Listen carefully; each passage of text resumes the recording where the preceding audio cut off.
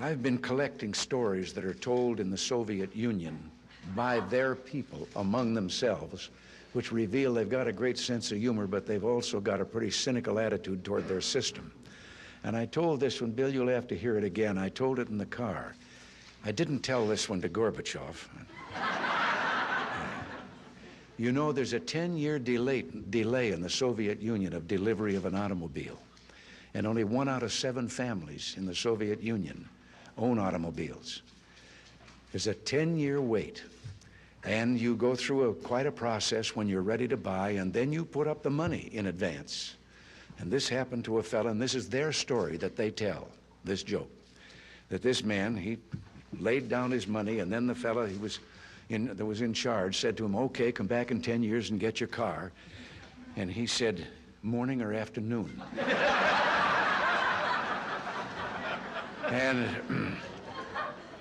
And the fellow behind the counter said, well, 10 years from now, what difference does it make?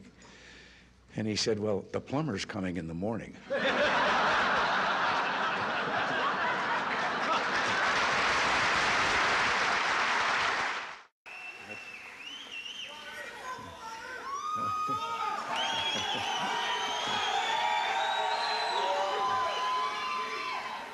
I just want to, oh, I can't resist. I'm supposed to quit right here. But, oh yes.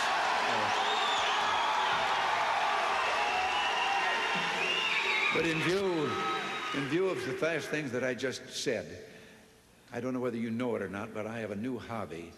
I am collecting stories that I can actually prove are told among the Russian people.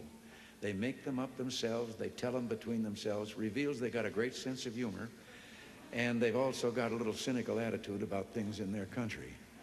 And one of these stories, the one I'm going to tell you, I told to General Secretary Gorbachev, and he laughed.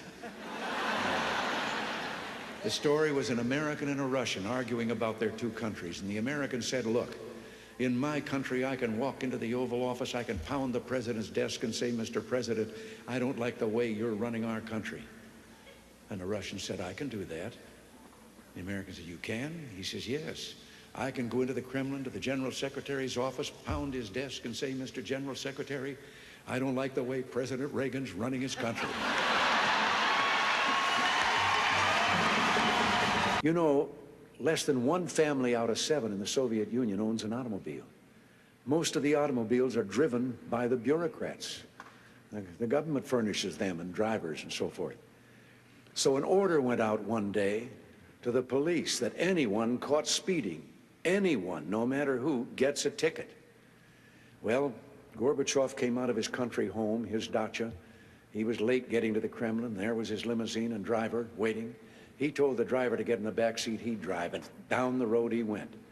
They passed 2 motorcycle cops. One took out after him.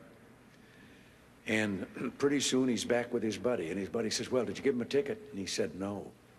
Well, he said, why not? Oh, he said, too important. Well, he said, we're told to give anybody a ticket, no matter who it is. Oh, he said, no, this one was too, I could. Well, he said, who was it? He said, I couldn't recognize him, but his driver was Gorbachev. One of the more recent ones that I heard was about the man walking along the street at night, Moscow. Soviet soldier called to him to halt. He started to run. The soldier shot him. And another man said, why did you do that? Well, he said, curfew. Well, he said, it isn't curfew yet. He said, I know. He's a friend of mine. I know where he lives. He couldn't have made it. I heard one about a fellow who went to the KGB to report that he lost his parrot.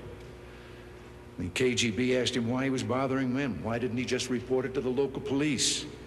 Well, he answered, I just want you to know that I don't agree with a thing my parrot has to say. Which makes me think of a story. Everything makes me think of a story. About 3 dogs, an American dog and a Polish dog and a Russian dog. They were all having a visit, and the American dog was telling them about how things were in this country. He said, you know, you bark, and you bark long enough, and then somebody comes along and gives you some meat. And the Polish dog said, what's meat? The Russian dog says, what's bark?